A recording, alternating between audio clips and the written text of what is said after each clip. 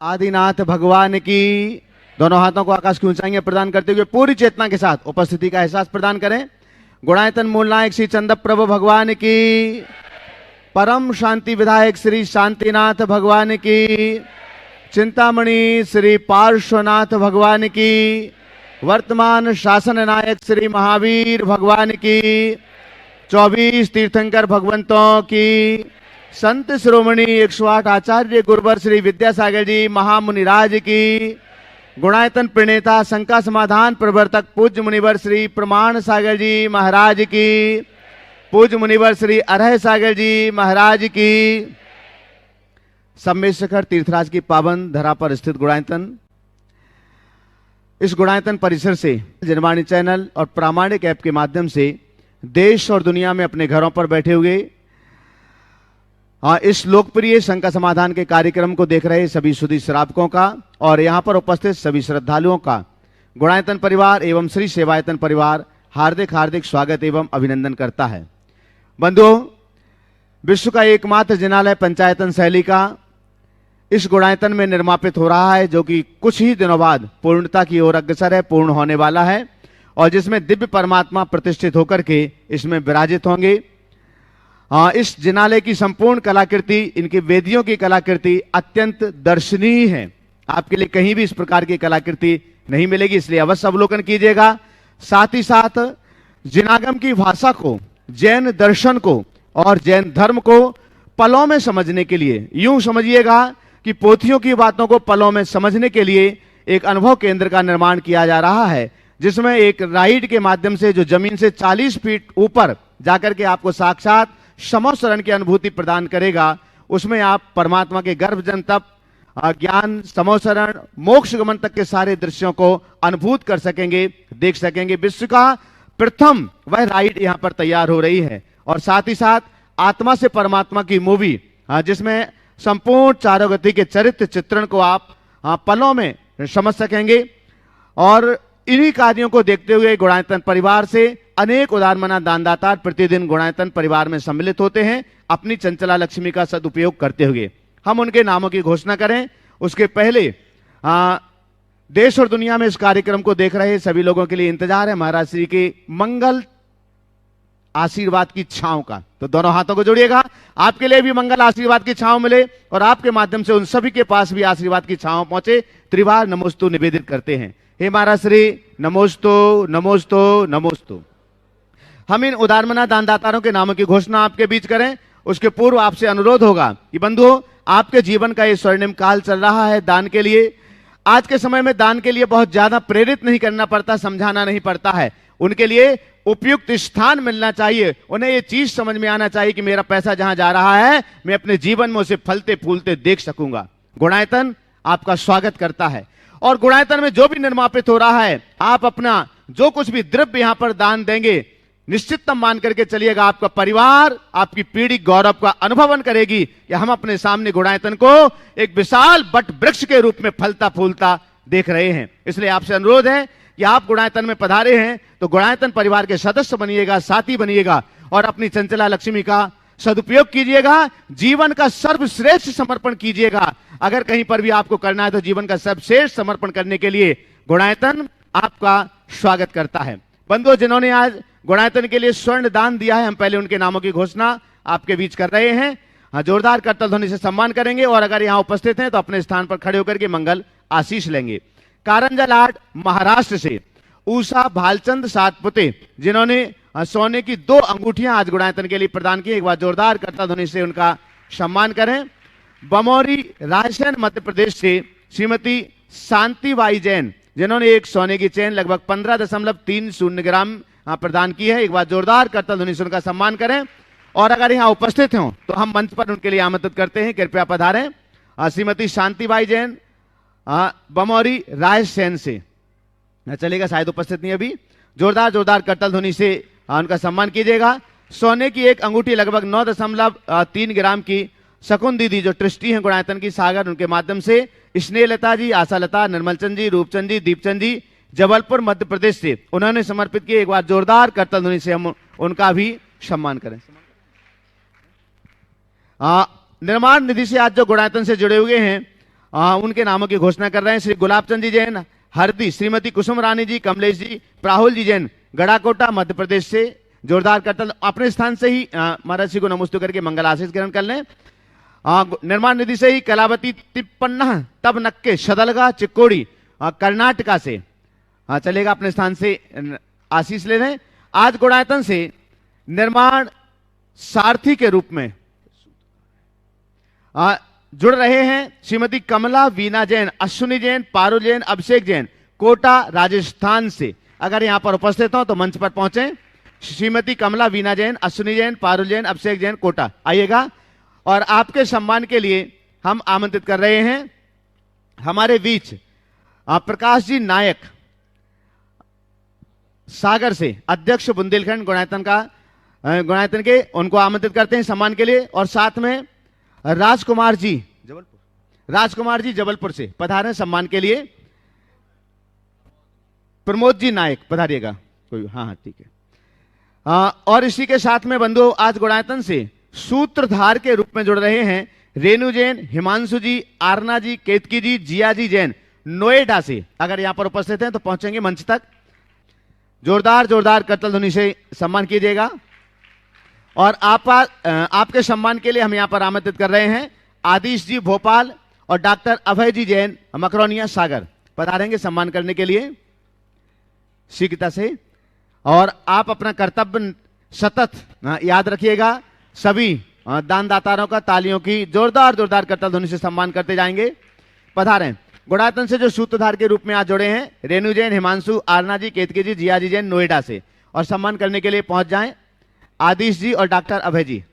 आज बंधु गुणायतन से स्तंभ के रूप में, हालांकि ये पहले जुड़े हुए हैं स्तंभ के रूप में, और एक बार इसलिए इन्हें बुलाना चाहेंगे, इनकी पूरी राशि स्तंभ के रूप में जुड़े भी हैं और इन्होंने पूरी राशि गुणायतन में समर्पित कर दी है, जमा कर दी है। तो हम बहुत सम्मान से उनके लिए आमंत्रित कर रहे हैं श्रीमती सुषमा जी जैन, धर्मपत्नी स्वर्गीय प्रसन्न कुमार जी जैन, पीयूष जी, प्रशांत जी जैन, ब्रह्मचारिणी डॉक्टर सम्मान करने के लिए आमंत्रित कर रहा हूं।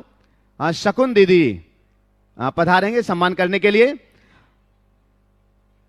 पूनम जी आ जाएं। श्रीमती सुषमा जी जैन, धर्मपत्नी स्वर्गीय प्रसन्न कुमार जैन, पीयूष जैन, प्रशांत जी जैन और ब्रह्मचारिणी डॉक्टर पारुल जैन, जो भाग्योदय तीर्थ में डेंटिस्ट के रूप में अपनी सेवाएं प्रदान करती हैं, ये उनकी मां है और स्तंभ के रूप में इन्होंने पूरी राशि समर्पित कर दी है।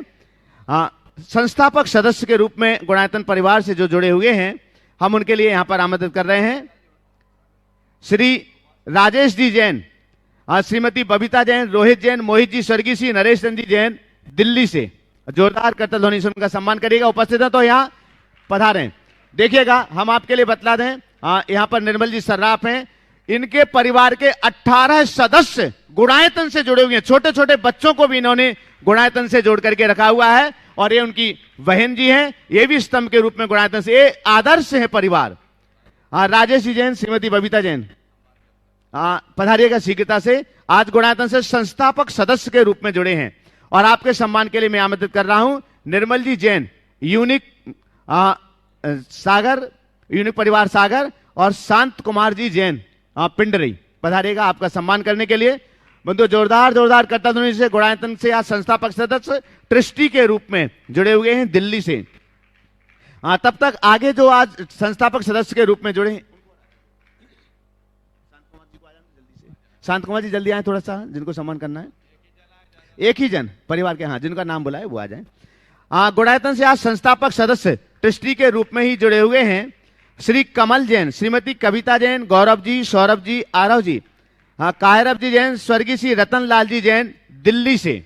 जोरदार करतल ध्वनि से उनका सम्मान करें और अगर यहाँ उपस्थित हो तो पधारें। श्री कमल जी जैन, कविता जी जैन, गौरव जैन, सौरभ जैन, आरव, कायरव जैन, स्वर्गीय श्री रतन लाल जी जैन दिल्ली। और आपके सम्मान करने के लिए हम यहाँ पर आमंत्रित कर रहे हैं संतोष जी सिंगई, दमोह से हमारे बीच में गुणायतन के ट्रस्टी, सम्मान करने के लिए पधारे। और सुनील जी जैन, CFO देहरादून, गुणायतन ट्रस्टी पधारेगा सम्मान करने के लिए, शीघ्रता करेंगे।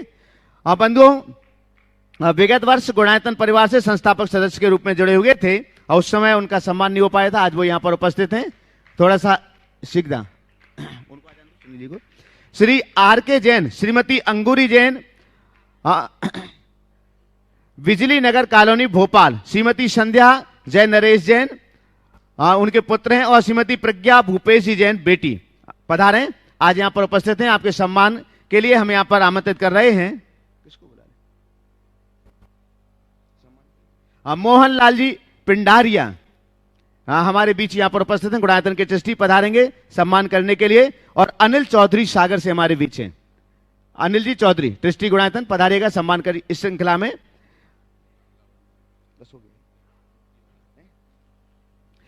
हाँ बंधुओं,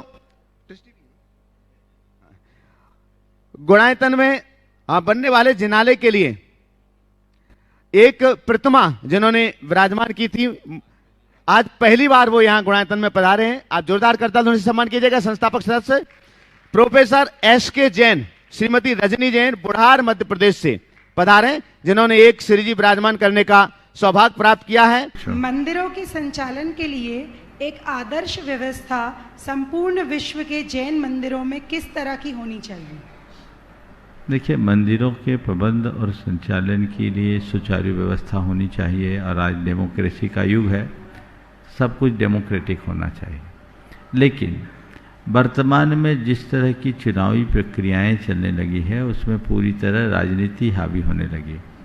एक समय था जब लोग धर्मायतनों की सेवा भाव से करते थे, उसे श्रद्धा का आयतन मानकर चलते थे। आजकल वो सत्ता का अधिष्ठान बन गया। तो जिस किसी भी मंदिर हो या तीर्थ क्षेत्र हो, जब उसके चुनाव की बात आती है तो जिस तरह की गहमा गहमी होती है उसे देखकर लगता है कि हो क्या रहा है। धर्म एक तरफ धरा रह जाता है, राजनीति परवान चढ़ जाती है और लोग 7 पीढ़ियों के गड़े मुर्दे उखाड़ने लगते हैं। मैं अक्सर कहता हूँ ऐसा कहीं भी हो, भले कोई भी जीते समाज हार जाती है। तो पहली बात कि इस तरह की चुनावी प्रक्रिया न हो जिससे समाज में आपसी मनोमालिन्य बढ़े। पर हाँ, ऐसे में तो कोई एक ही व्यक्ति बैठा रहेगा, दूसरे को मौका कैसे मिलेगा? तो इसका बड़ा सरल सा उपाय है, इलेक्शन की जगह सिलेक्शन की प्रक्रिया को प्रोत्साहित किया जाए। हम इलेक्शन नहीं रखें, सिलेक्शन रखें, तो उससे काफ़ी कुछ परिवर्तन होगा और हर व्यक्ति समाज की सेवा को विशुद्धतया सेवा मान करके करे, उसमें अपना कोई व्यक्तिगत स्वार्थ न जोड़े, तो जीवन में बहुत बड़ा बदलाव आ सकता है। नमोस्तु महाराज श्री, नमोस्तु महाराज श्री, नमोस्तु महाराज श्री। महाराज श्री, मैं प्रामाणिक पाठशाला के लेवल 3 की स्टूडेंट हूँ। अभी उधर भक्तांबर सिखा रहे हैं। मुझे 38 काव्य लर्न हुए हैं। महाराज जी, मुझे ऐसा आशीर्वाद दीजिए कि मैं स्कूल की पढ़ाई और पाठशाला की पढ़ाई अच्छे से कर सकूं। बहुत बहुत आशीर्वाद। चलो, बहुत रीना जैन दिलशाद गार्डन दिल्ली आगे तैयार रहेंगे। शौका स्वाति वीडकर सोलापुर महाराष्ट्र। गुरुवर के चरणों में मेरा मेरे परिवार का बार-बार गुरुवर के चरणों में मेरा मेरे परिवार का बार-बार नमोस्तु नमोस्तु नमोस्तु। महाराज श्री, मेरा प्रश्न है, जब भगवान को केवल ज्ञान प्राप्त हो जाता है और उनका शरीर 5000 धनु से ऊपर चला जाता है तो सोधर्म इंद्र की आज्ञा से कुबेर समोसरण की रचना करता है। तो जब योग निरोध होता है उनका, भगवान का योग निरोध का समय जो होता है, तो आपकी बात को मैंने समझ लिया। एक लाइन में आपका उत्तर देता हूँ। केवल ज्ञान का अर्थ है 5000 धनुष ऊपर जाना, पर भगवान सदैव 5000 धनुष में नहीं रहते। जब उनका विहार होता है तो धरती से एक हाथ ऊपर करते हैं। ये ऐसा उल्लेख उत्तर हरिवंश पुराण में। महाराज श्री, जब व्यक्ति हो जाता है समोसरण तो वो धरती से एक हाथ ऊंचे विहार करते हैं, अधर में नहीं रहते। चलिए, शौका स्वाति वीडकर सोलापुर महाराष्ट्र आगे तैयार रहेंगे। अनिल मीना जी चौधरी सागर ट्रस्टी गुणायतन। नमोस्तु महाराज जी, नमोस्तु। ये प्रश्न मेरे ससुर जी ने दिया है, वो नहीं आ सके, अभी वो बीमार है। तो उनका प्रश्न है, वैज्ञानिकों ने प्रयोगशाला में जीवोत्पत्ति का प्रयोग किया है। उन्होंने स्त्री बीज और पुरुष बीज के संयोग से जीव की निर्मिति प्रयोगशाला में की है। तो उनकी शंका यह है कि पुनर्जन्म वाले जीव वहाँ कैसे आते हैं? सबसे पहली बात तो वैज्ञानिकों ने जीव की उत्पत्ति नहीं की, उनने शरीर की उत्पत्ति की। समझ गए? पुनर्जन्म के विषय में बात बिल्कुल सही है कि हम अगर अपने मूर्त आंखों से देखें तो कुछ समझ में नहीं आता, पर हम अपने संस्कारों को देख करके चले तो हमें हमारे पुनर्जन्म का पूर्ण एहसास होता है। जस नथी पुरा पच्छा तस अंतो कुवासिया तस मज्जो कुवासिया। जिसका आगा पीछा नहीं उसका बीच कैसे होगा? हम अनुमान से इन सब चीज़ों को जान सकते हैं। विज्ञान केवल शरीर को देखता है। शरीर में जो संचेतना आती है वह प्राणों से आती है, और प्राण केवल प्राणी के भीतर होता है जो जन्म जन्मांतरों के साथ चलता आता है। हमें उस संदर्भ में वैसा देखना चाहिए। आपके सवाल का अगर विस्तृत उत्तर दूं तो काफ़ी लंबा समय लगेगा, पर इस विषय में हमने एक काफ़ी लंबा चौड़ा प्रवचन दिया है और वह प्रकाशित भी है मर्म जीवन का पार्ट 2 में। सम्यक दर्शन के प्रशम, संवेग, अनुकंपा और आस्तिक्य, इन गुणों पर हमारे जो प्रवचन है उसमें आस्तिक गुण के प्रवचन पर मैंने इसे बहुत व्यापक तरीके से व्याख्यायित किया है। यदि उसे देख ले तो मैं समझता हूँ काफ़ी कुछ समाधान प्राप्त हो सके। अनिल मीना जी चौधरी सागर, ट्रस्टी गुणायतन। आगे तैयार रहेंगे विजया आरवाड़े, सांगली, महाराष्ट्र। मुनि श्री अक्षय सागर जी महाराज जी की गृहस्थ बड़ी बहन। द्वय मुनिराजों के चरणों में सादर नमोस्तु। बरनी कॉलोनी जैन समाज का नमोस्तु। हे मुनिश्री, संसार में संबंध कितने प्रकार के होते हैं? संबंधों का फायदा हम सबको कैसे मिले? संबंध किस प्रकार से बनाना चाहिए? संसार में कितने प्रकार के संबंध होते हैं, संबंधों का फायदा हम कैसे उठाएं, संबंध किस प्रकार के बनाना चाहिए? सवाल पूछना था एक, पूछ लिया 3, पर तीनों का एक दूसरे से संबंध है, इसलिए अब उत्तर भी दे देता हूँ। देखिए, संबंध तो जितने व्यक्ति हैं उतने संबंध होते हैं, पर यदि हम संबंधों को व्याख्यायित करें तो 4 प्रकार के संबंध के रूप में बोल सकते हैं। एक सांसारिक संबंध, दूसरा संपादित संबंध, तीसरा संयोग संबंध, चौथा शाश्वत संबंध। सांसारिक संबंध क्या है? हमने जन्म लिया, हमें शरीर मिला, माता पिता मिले, रिश्ते नाते मिले, ये सब सांसारिक संबंध है।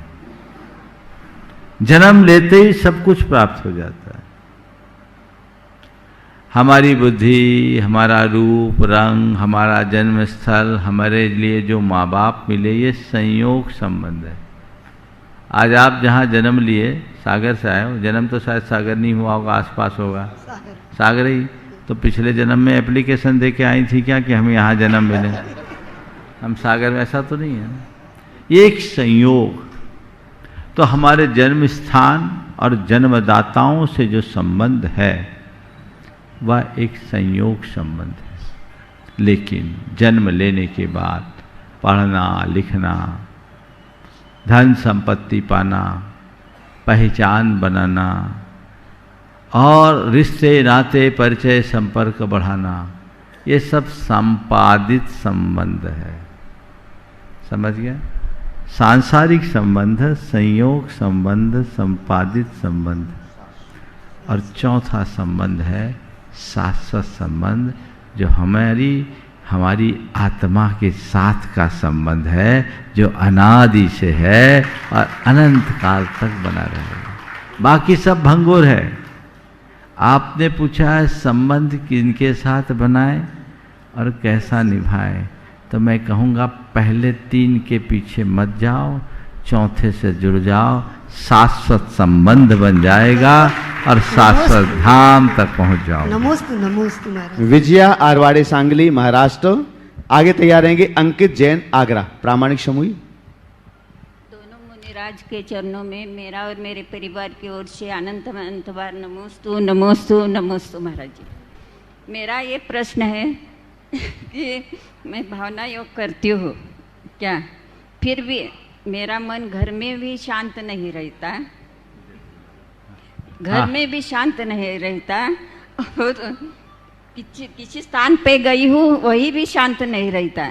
ये मेरा किस कर्म का ये है? भावना और योग महाराज जी, करती, मैं सुन लिया, भावना योग करती हूँ फिर भी मन शांत नहीं हाँ, है। हाँ। तो पहले ये बताओ, शांति से भावना योग करती हूँ क्या अशांति से?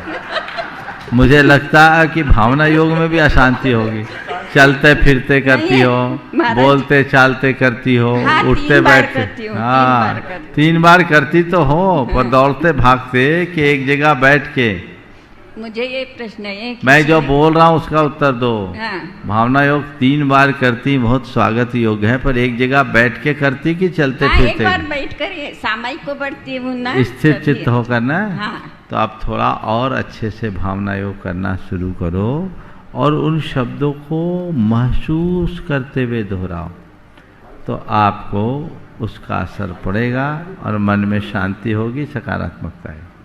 ओम। नमस्ते। अंकित जैन, नमस्ते। आगरा प्रामाणिक समूह।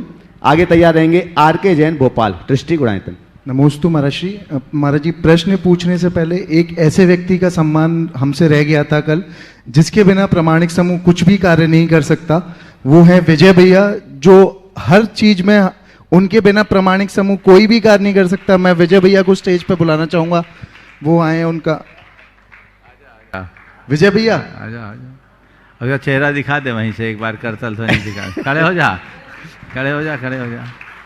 हाँ हाँ आजा, चल आजा, वहीं खड़े हो जाओ तो। मुंह हाँ, छुपा। देखो एक बार करिए जोरदार करता ध्वनि से। एक जोर। विजय भैया है जो संपूर्ण आपके पास जो प्रवचन पहुंच रहे हैं, शंका समाधान है या और कोई भी गतिविधि है, वो इनके माध्यम से रात दिन पहुंचती हाँ। है। खड़े हो जा, मुंह मत छुपाओ। हाँ ठीक है, हाँ, दिखा दो। हाँ, बढ़िया, चलिए, हाँ, ये बहुत सुंदर। जोरदार करतल ध्वनि, हाँ। बहुत बढ़िया। ठीक, अपना सवाल करो। नमोस्तु महाराज जी, आत्म साधना का पर्व 10 लक्षण अब निकट ही है। यहाँ आपके मंगल सानिध्य में हजारों लोग इसका लाभ लेंगे। पर महाराज जी, जो लोग शिविर में नहीं आ पाए हैं, जो अपने घरों में इस 10 दिन की आराधना करेंगे, तो उनको किन बातों का ध्यान रखते हुए धर्म आराधना करना चाहिए कि उनको इसका लाभ मिल सके? बहुत अच्छा सवाल किया है। 10 लक्षण के शिविर में लोग आ रहे हैं, वो तो धर्म ध्यान करेंगे ही, पर जो लोग नहीं आ पाए वो क्या करें? और अच्छा है, सब लोग यहाँ आ जाएंगे तो तुम्हारे मंदिर सुने रह जाएंगे। इसलिए अपने अपने घरों में, मंदिरों में धार्मिक वातावरण बनाए रखने के लिए काम तो करना चाहिए। इन 10 दिनों को हम संयम में, समता में, सरलता में और त्यागमय दिन के रूप में बिताएं। 10 दिनों में आप अपने भीतर जितना संयम रख सके रखें। तय करें, मैं इन 10 दिनों को आम दिनों से हटकर जीऊँगा। मेरे इन 10 दिनों में मेरी चर्या अलग तरीके से होगी, मुझे अलग तरीके से रहना है, मुझे अलग तरीके से जीना है। तो आप जितना संयम ले सके लें, कोशिश करें। पहले मैं ऊपरी संयम से बात करता हूँ। 10 दिन सेविंग नहीं करूँगा, 10 दिन कोई सौंदर्य प्रसाधन की चीज़ों का प्रयोग नहीं करूँगा, 10 दिन ब्रह्मचर्य के साथ रहूँगा, 10 दिन किसी भी प्रकार की मूवी को नहीं देखूँगा, 10 दिन 5 इंद्रिय के किसी भी विषय में अतिरिक्त रुचि नहीं रखूँगा, 10 दिन में एकासन करूँगा, 2 बार भोजन करूँगा या सीमित पदार्थों का सेवन करूँगा, 10 दिनों तक मैं रात्रि में चारों प्रकार के आहार का त्याग करूँगा। आप अपने अपने हिसाब से अपने समय, सुविधा और अनुकूलता के अनुरूप अपने नियमों को जोड़ सकते हैं, पहली बात। दूसरी बात, आप इन 10 दिनों में कोशिश करें मेरे अंदर यथासंभव क्षमता रहे, मैं आकुलता व्याकुलता से अपने आप को बचाऊं, संकल्प विकल्पों से अपने आप को यथासंभव मुक्त रख सकूं। ये प्रयास होना चाहिए। कोई मुझे कुछ कह दे क्षमा करूंगा, कोई मुझे कुछ कह दे तो उसे माइंड नहीं करूंगा, नज़रअंदाज करूंगा, टाल दूंगा। कम से कम 10 दिन तो मैं कसाय मुक्त जीऊं, ये कोशिश करें।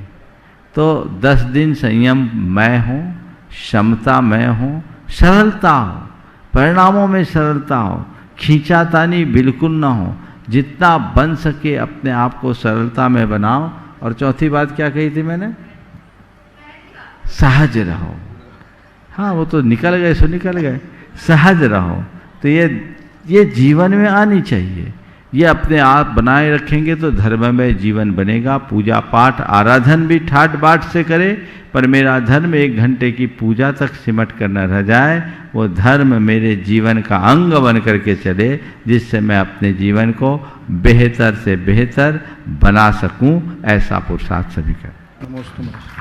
आर.के. जैन, भोपाल ट्रस्टी गुणायतन।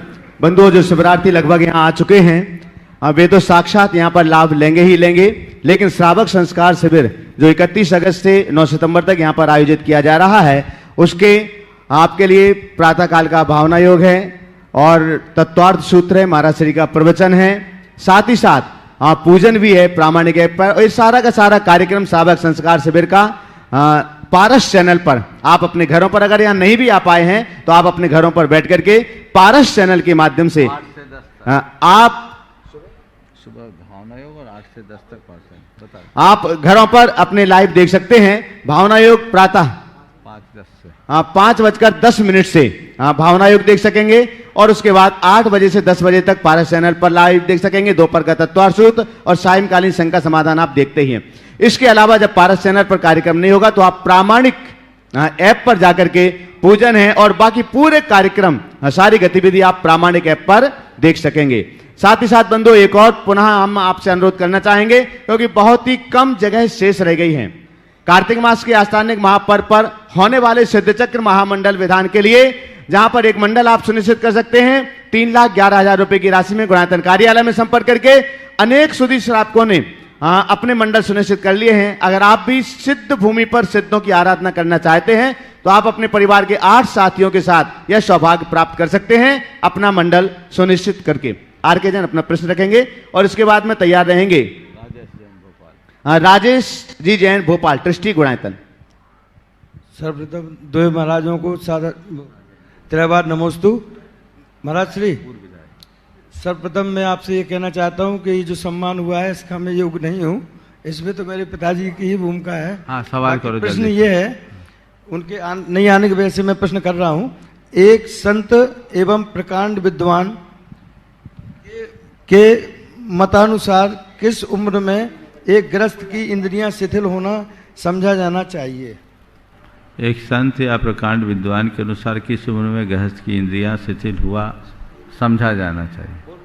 हाँ बोलो जल्दी, तो बोलो, रुक क्यों गए? अमूमन, दूसरा इसमें लिखा है, अमूमन किस उम्र तक इस श्रावक स्वयं को शुद्ध माने कि वह पूजा पाठ एवं आहार दान देने में सक्षम माना जाना चाहिए, जबकि इंद्रियां कमजोर होना शुरू हो रही हैं, जारी हैं, एवं अधिकतर क्रियाओं में एक ऑपरेशन जैसी स्थिति बनती नजर आ रही है, यानी इसके करने से अलग समझने लगते मन खर्च होने की स्थितियां बनती है, वो समझ में नहीं आता। ऐसा है, देखिए, उम्र से इन सब चीज़ों का संबंध नहीं है। कई ऐसे लोग भी हैं जो 100 वर्ष में भी मजबूत बने रहे। कल मेरे पास एक सज्जन आए थे, 84 ईयर के थे और आज भी धड़ल्ले से प्रैक्टिस करते हैं। उनकी वकालत उस शहर में सबसे अच्छी चलती। उम्र से व्यक्ति का संबंध नहीं है, व्यक्ति की शारीरिक फिटनेस से। यदि आपके शरीर में सत्व है तो किसी भी उम्र तक आप चल सकते हैं, और अगर शरीर में शिथिलता है तो ये समझना चाहिए संकेत उल्टे हैं, अब मुझे संभल जाना चाहिए। तो अपने आप को उसमें संभाल कर रखें ताकि अपने जीवन को बेहतर बना सकें। शरीर जब शिथिल हो जाता है तो धर्म ध्यान करने की अनुकूलता ही नहीं बचती। इसलिए मैं सभी से कहूँगा, निचुर जाने के बाद कुछ नहीं होगा, जब दम है तभी आगे रखो।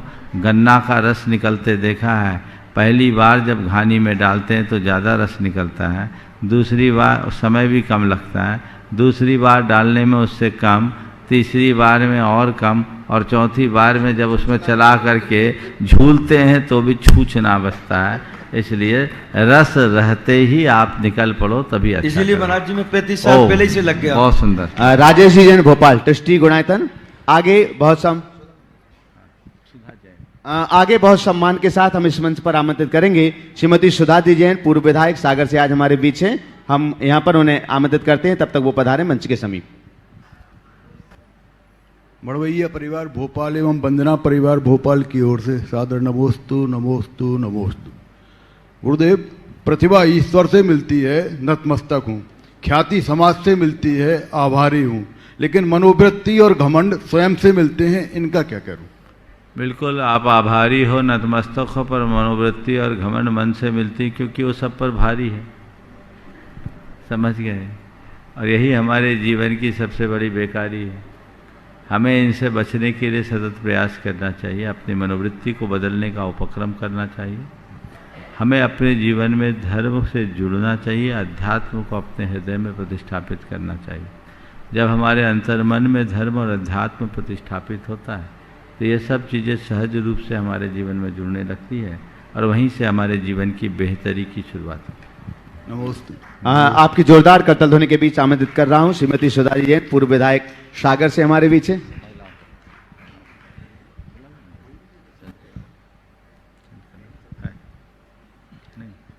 आपके सम्मान के पधारे, आपके सम्मान के लिए आमंत्रित कर रहा हूं हमारे बीच प्रेमचंद जी जैन, उपकार जैन परिवार सागर, और संतोष जी सिंगई पूर्व अध्यक्ष कुंडलपुर पधारेंगे।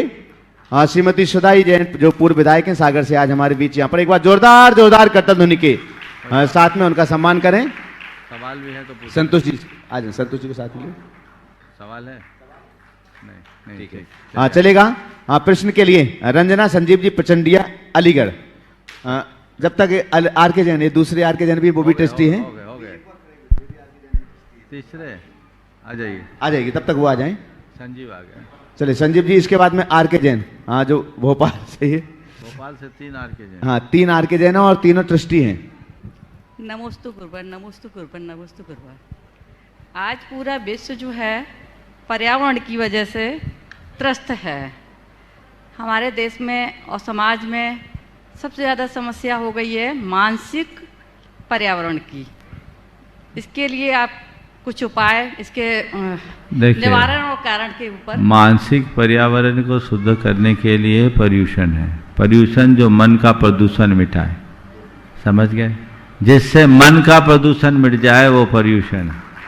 जिसमें पाप का शोषण हो और पुण्य का पोषण हो वो पर्यूषण है। जो मन के सब दूषण को मिटा दे वो पर्यूषण है।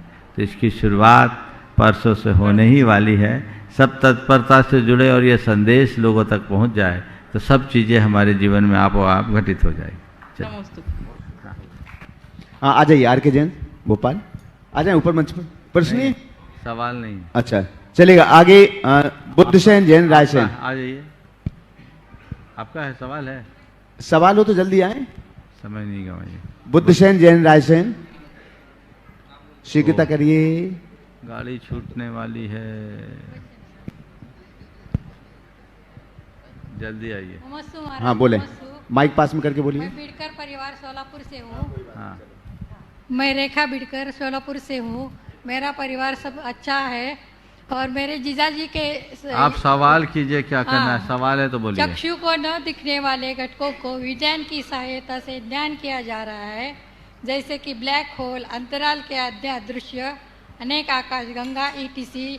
तो यह ज्ञान मति श्रुति का ज्ञान प्रकार का समझना क्या चाहिए? बिल्कुल, इसे मति श्रुति ज्ञान का ही रूप मानेंगे। बहुत सुंदर। बुद्धसेन जैन रायसेन, बस देखिए, पीछे दीजिए, पीछे पीछे पीछे, जल्दी। पूज्य गुरुवर के चरणों में रायसेन से बुद्धसेन जैन का समाज परिवार नमोस्तु नमोस्तु नमोस्तु। गुरुवर, कहा जाता था कि जैसा खावे अन्न वैसा होवे मन, परंतु आज भगवान ऐसे पहने वस्त्र कैसे हो हमारी पहचान। भगवान कैसे पहने वस्त्र और कैसे होए हमारी पहचान। वस्त्र ऐसे पहनो जिससे तन ढके और पहचान ऐसी बनो आओ जो सबके मन में बसे। बस इतने में ही हमारा जीवन सफल और सार्थक होगा। यहाँ पर 26, 27, 28 अगस्त को आयोजित की गई थी, जो समापन हो चुका है, जिसका कल सम्मान समारोह भी हुआ। लेकिन श्रीमती इंदिरा जैन, सुरेश जैन दिल्ली से हमारे बीच हैं, गुणायतन के संरक्षक हैं और प्रामाणिक समूह हैं। कल वंदना करने गए थे, पर्वतराज से लेट उतर पाए हैं, तो हम उनके लिए यहाँ पर आपकी तालियों के बीच आमंत्रित करते हैं और उनके सम्मान के लिए आमंत्रित करते हैं। चंद्रकला जी पाटनी रांची से हमारे बीच हैं, गुणायतन के ट्रस्टी और मंत्री, और साथ में शकुन दीदी सागर से हमारे बीच हैं। आप लोग चलेगा। हाँ जोरदार जोरदार करतल ध्वनि से और गुणायतन के संरक्षक भी हैं और प्रामाणिक समूह में भी सक्रिय भूमिका इनकी रहती है। हाँ ऐसे दो। इसी के साथ ही कल एक और आएगा प्रश्न के लिए। आपका प्रश्न तो नहीं है ना?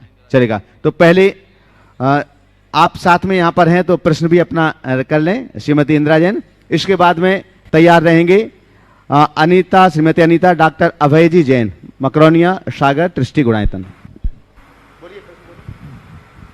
बारंबार नमोस्तु महाराज जी। महाराज जी, इंसान के पास एक बहुत ही नायाब तोहफा है बुद्धि। हम उस बुद्धि से ज्ञान अर्जित करते हैं, फिर अपने विवेक से उस ज्ञान का सदुपयोग करते हैं। लेकिन यदि कभी बुद्धि विपरीत दिशा में मुड़ जाए तो ज्ञान गौण हो जाता है और विवेक भी किनारा कर लेता है। तो जब बुद्धि को इन दोनों की सबसे अधिक ज़रूरत होती है तभी ये साथ छोड़ देते हैं। देखिए इधर का जो शोर है थोड़ा बंद करा दीजिए अभी, जब तक ये कार्यक्रम चल रहा है। आपने पूछा है हमारे पास बुद्धि एक बहुत बड़ी उपलब्धि है, लेकिन जब बुद्धि बिगड़ जाए तो विवेक भी खत्म हो जाता है। अपनी बुद्धि को निर्मल बनाए रखने के लिए क्या करें? अपनी बुद्धि को निर्मल बनाए रखने के लिए 4 उपाय बताता हूँ। सबसे पहले आप अच्छा साहित्य पढ़ें।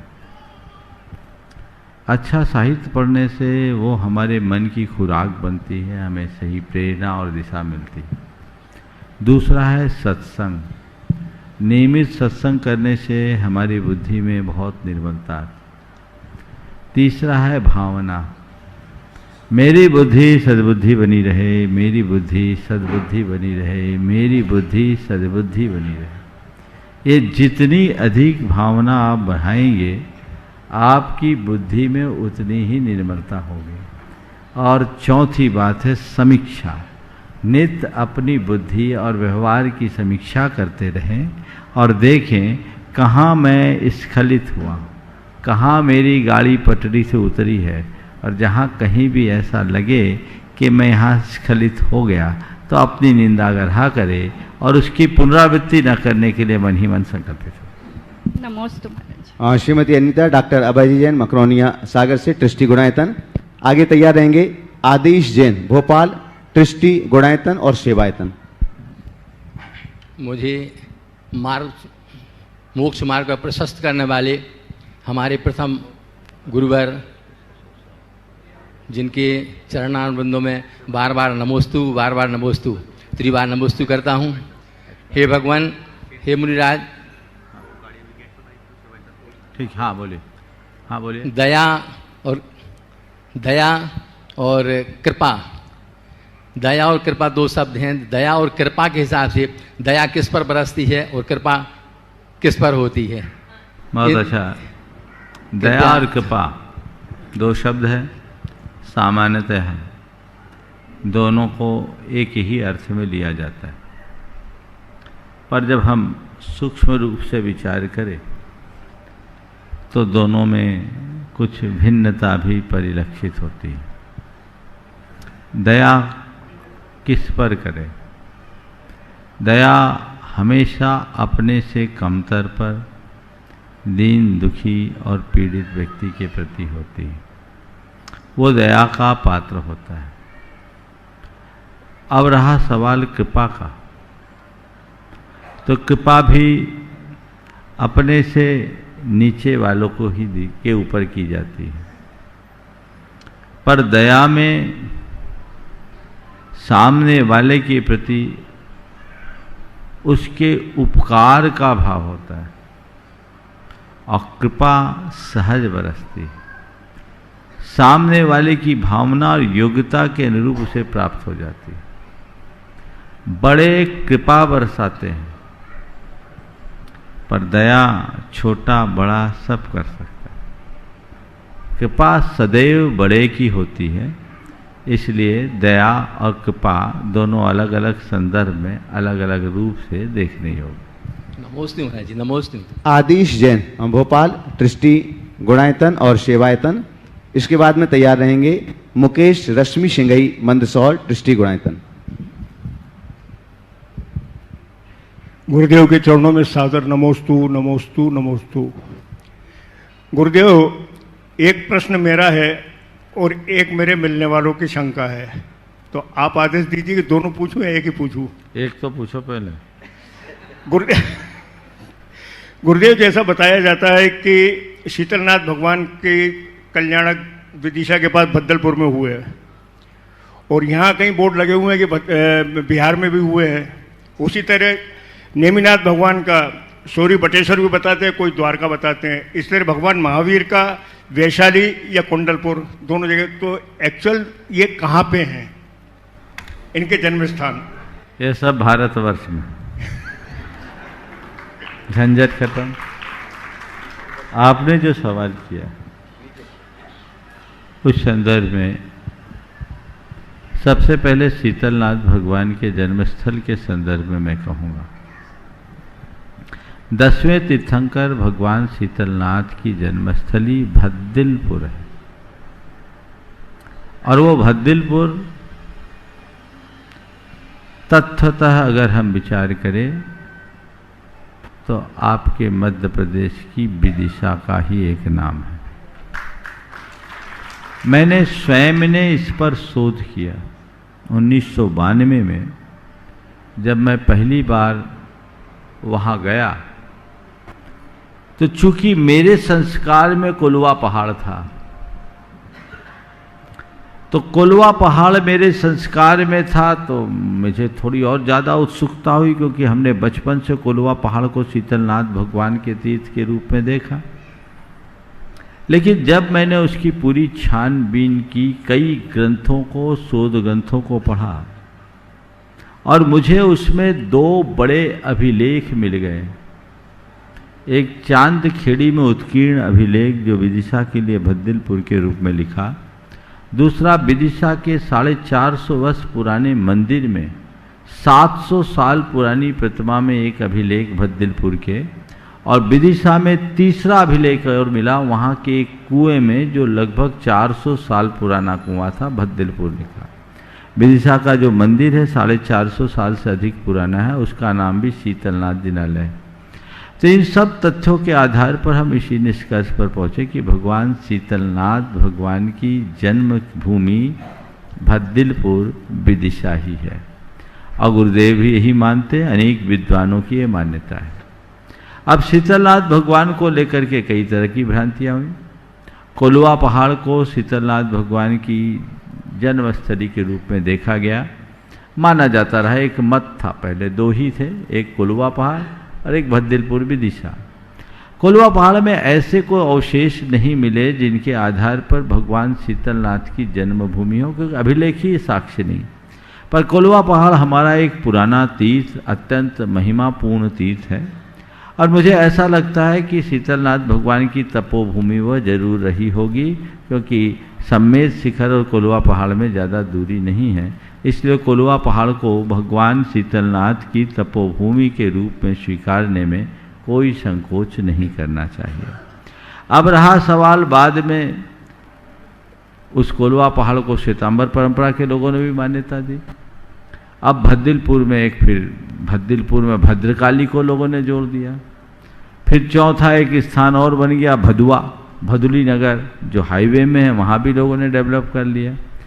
स्थानों को तीर्थ के रूप में विकसित करना अच्छी बात है, लेकिन भगवान की जन्मभूमि घोषित करना किसी भी स्थान को जब तक हमारे पास पूर्ण तथ्य उपलब्ध न हो उचित नहीं है। तो ये एक शोध की बात है जिसके आधार पर वह सब चीज़ सुनिश्चित हुआ। सौरपुर बटेश्वर भगवान नेमिनाथ का जन्मस्थल है। द्वारिका तो बाद में बसाई गई है, इसलिए उसमें कोई ज़्यादा सोचने की बात नहीं है। भगवान महावीर के जन्मस्थली अब 3 हो गई। बासुकुंड वैशाली जो गंगा का उत्तरी तट है, जिसे विदेह कहते हैं, विदेह कुंडपुरे, वो वही है। अब वर्तमान में कुंडलपुर को जो गंगा का दक्षिणी तट है, इसे मगध के रूप में जाना जाता है। लोगों ने उसे भगवान महावीर के जन्मभूमि निरूपित कर दिया, और श्वेतांबर परंपरा में लिछवाड़ में भगवान की महावीर की जन्मभूमि। इस तरह से 3 हो गई, 3 तीर्थ मिल गई, एक अच्छी बात है, पर इससे लोगों में भ्रम हो गया, ये नकारात्मक बात है। इसलिए आपने जब मुझसे पूछा कि उनका जन्म अंततः कहाँ हुआ, तो मैंने यही उत्तर देना उचित समझा कि भारतवर्ष में हुआ।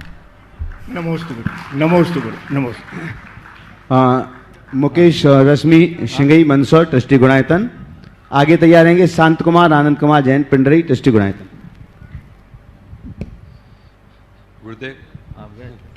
गुरुदेव नमोस्तु नमोस्तु नमोस्तु। गुरुदेव मेरा प्रश्न है कि आज आपने संबोधा है कि हम लोग कर्म कर कर कठोर परिश्रम कर कर अपने भाग्य को जगा सकते हैं। कठोर कर्म परिश्रम कर कर पुरुषार्थ कर कर अपने भाग्य को जगा सकते हैं। यदि किन्हीं व्यक्तियों को शारीरिक शिथिलता हो या स्वास्थ्य की प्रतिकूलता हो तो वो अपना भाग्य कैसे जगाएं? देखिए, बात बिल्कुल सही है। आज प्रातः काल मैंने कहा था कठोर परिश्रम करके हम अपने भाग्य को जगा सकते हैं।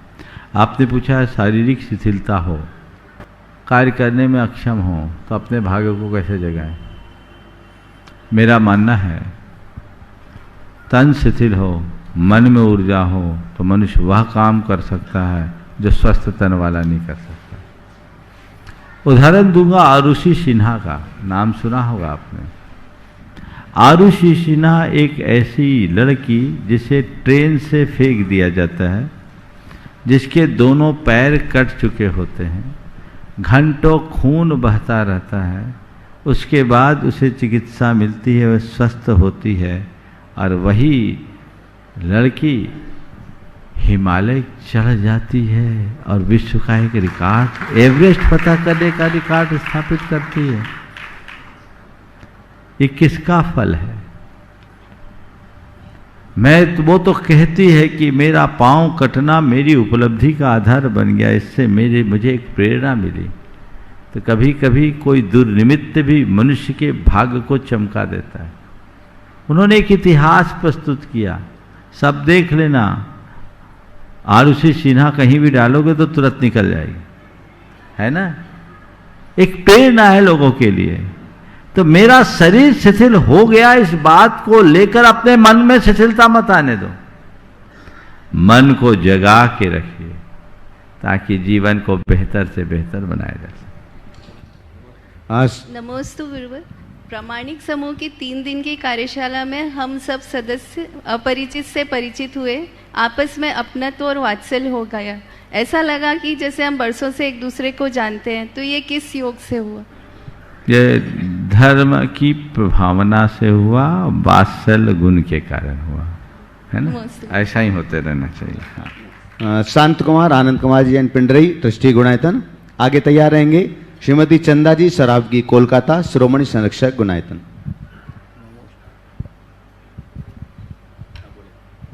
नमोस्तु महाराज जी, नमोस्तु महाराज श्री। स्वाद और विवाद दोनों ही छोड़ने के योग्य हैं। स्वाद और विवाद दोनों ही छोड़ने के योग्य हैं। यदि स्वाद छोड़ते हैं तो भोजन बिगड़ जाता है, और विवाद नहीं छोड़ते तो संबंध बिगड़ जाता है। महाराज जी, इन दोनों से कैसे बचे? नमोस्तु। स्वाद और विवाद दोनों ही बिगड़ने पर छोड़ने के योग्य। आपने कहा स्वाद छोड़ दे तो भोजन बिगड़ जाता है, और विवाद न छोड़े तो संबंध बिगड़ जाता है। आपने पूछा है क्या करे? मैं कहता हूं स्वाद तो होना चाहिए, पर स्वाद की लोलुपता नहीं होनी चाहिए। समझ गए क्या कह रहा हूं? स्वाद तो होना चाहिए, स्वाद के बिना कोई मजा ही नहीं है, पर स्वाद लोलुपता नहीं। आप जो मिल रहा है उसका स्वाद लो, पर स्वाद लेने के लिए कुछ मत लो। स्वाद लेना और स्वाद लोलुप होना, इनमें ये मौलिक अंतर है। जो स्वाद लेता है उपलब्ध का रस लेना स्वाद लेना है, और स्वाद लोलुप होने का मतलब है किसी वस्तु विशेष के पीछे पागल बने रहना। तो स्वाद लोलुपता जीवन को बेस्वाद कर देती है। आपके वाक्य को संशोधित कर रहा हूं। स्वाद लोलुपता जीवन को बेस्वाद कर देती है, और विवाद हमारे जीवन में खटास उत्पन्न कर देती है। अब विवाद को मिटाने के लिए क्या करो? वाद रखो, संवाद रखो, विवाद से बचो, बस यही एक रास्ता है। नमस्ते महाराज जी, नमस्ते। श्रीमती चंदा जी शराबगी कोलकाता से गुणायतन के शिरोमणि संरक्षक। आगे तैयार रहेंगे पलक शौगानी भोपाल प्रामाणिक समूह।